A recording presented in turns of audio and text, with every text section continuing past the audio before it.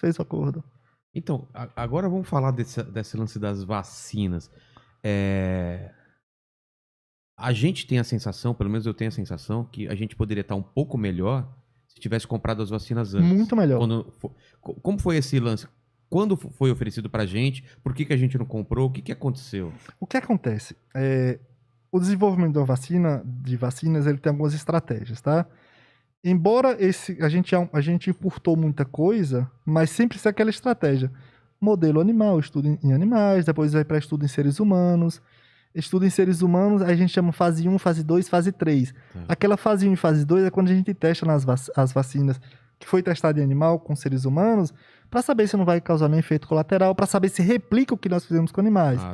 Essa é a fase. Aí, as melhores estratégias vai para a fase 3. Nessa fase 3 é quando a gente testa em milhares de pessoas.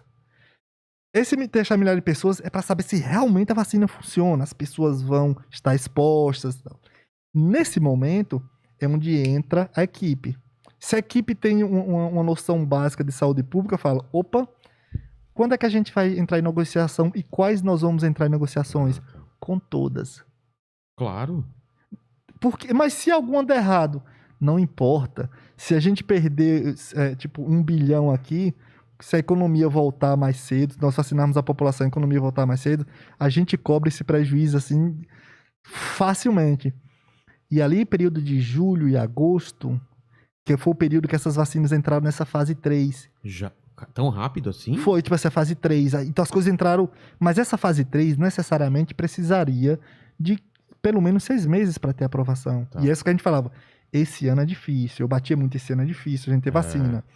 Porque essa fase 3 é aquela fase que a gente testa com seres humanos, além da vacina funcionar, porque por isso que a gente testa geralmente com pessoas da saúde e tal, porque elas estão mais expostas. Elas precisam ser infectadas naturalmente para saber se a vacina funciona.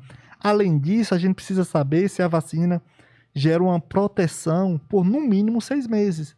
Por isso que eu falava, esse ano é difícil, porque a gente tem que saber. Imagine se uma vacina funciona só por 3 meses. Vai estar vacinando 3 meses a população? Isso não existe.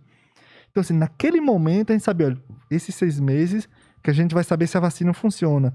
Mas se você tem uma equipe que ela entende do que está falando em saúde, quando eu falo saúde pública, eu estou incluindo, as pessoas têm que entender, saúde pública não é só saber de um hospital, as pessoas falam, ele é médico ou não é? O médico, às vezes, ele compreende do hospital e tal, mas não tem a noção do que é saúde pública, não sabe o que é, tem que entender o que é educação, tem que entender estratégias para montar, por exemplo, uma equipe multidisciplinar. Eu sempre bato essa questão multidisciplinar, porque o Brasil é heterogêneo, tem que ter multidisciplinaridade, tem que ser linguagem para cada grupo. A mesma linguagem que chega em você não é a mesma linguagem que chega em mim. Entende? É diferente. Então, assim, nisso daqui, naquele momento, em julho e agosto, é quando ele falou, vamos investir em todas as pesquisas do mundo. E na época, as maiores eram o quê? 3 pesquisas? Tinha umas 5 ou 6. Tinha umas 5, era porque tinha a de Oxford, tinha a daqui a Sinovac, junto com o Instituto Butantan, tinha a Moderna, lá nos Estados Unidos, tinha a BioNTech, que depois a Pfizer, que o pessoal fala muito, a vacina da Pfizer.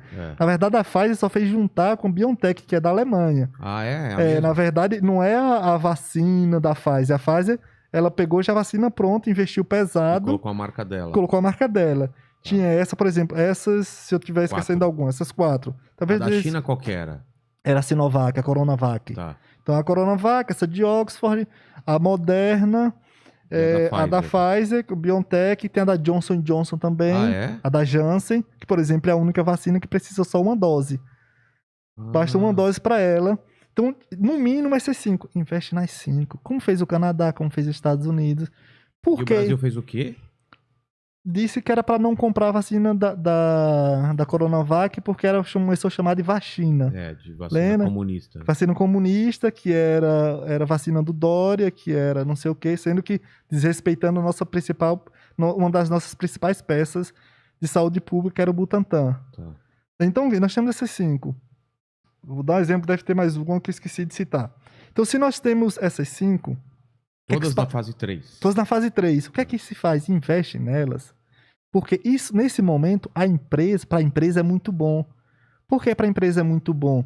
Porque eu tô numa vacina que está em desenvolvimento, se eu tenho um investimento de um país como o Brasil, uma potência que nem o Brasil, eu ganho, além do dinheiro, a credibilidade. Exatamente. Porque fala, ok, se o país está investindo em mim, os acionistas vão em cima disso. Porque essa é a estratégia de negócio. Eu tenho credibilidade e tenho dinheiro. Então, eles sempre vão ganhar. Então, quando você faz esse investimento, mesmo que só dessem 2 ou 3 certas, nós tínhamos uma quantidade. Porque se a gente faz investimento, nós temos o chamado direito de compra. Nós temos um pré-contrato, um direito de compra. Você é um dos primeiros compradores quando Exatamente. sair. Claro. Você fala, olha, eu faço esse investimento. Tem prioridade, né? Quando, se obtivermos a aprovação, eu tenho direito de 100 milhões de compras, de dose. E não entro na disputa mercadológica. Boa. Porque se você tem um pré-contrato de compra, você já tem investimento, você não entra na disputa mercadológica. Então, consequentemente, a sua compra vai ser mais em conta. E aí, o que é que acontece? Você compra, você tem um direito de compra de 50 milhões, no mínimo você poderia exigir 50, 100 milhões. Como a própria Pfizer fez. Ofereceu, o pessoal fala 70 milhões, mas foi 70, 100 milhões de doses em agosto a setembro para o Brasil. O Brasil falou, não. Então, ali, quando você faz investimento, você tem uma pré-compra, dezembro, janeiro, tem aprovação, você consegue obter, tipo, já tá em cima. E essa é a única estratégia que nós temos para controlar a pandemia. Sabe por quê? Por mais que a gente tenha a possibilidade de termos 300, 400 milhões de doses no segundo semestre, isso nos angustia, cientistas. Isso nos dá uma angústia enorme. Sabe por quê? Porque, de repente, essas vacinas podem não ter a mesma funcionalidade que ela tem hoje. Porque o vírus está mutando. Caramba, e se surgir uma mutação que ele escape parcialmente da vacina? Mesmo que não escape completamente, escape parcialmente. Então a gente teve o erro de não comprar lá atrás e não investir lá atrás. Exatamente. Esse foi o grandíssimo erro. E aí, é claro, todos esses países que investiram tiveram prioridade e a gente ficou lá atrás na fila esperando. E falou, a gente tá aqui. Calma, espera. Agora a gente tem que mandar pro mundo. Hoje a gente tá tentando fazer reunião com os Estados Unidos para pegar a sobra de vacina deles, porque eles compraram excessivamente. Que ignorância isso, cara. O Canadá comprou 3 a 5 vezes mais vacinas do que a população deles. Cara.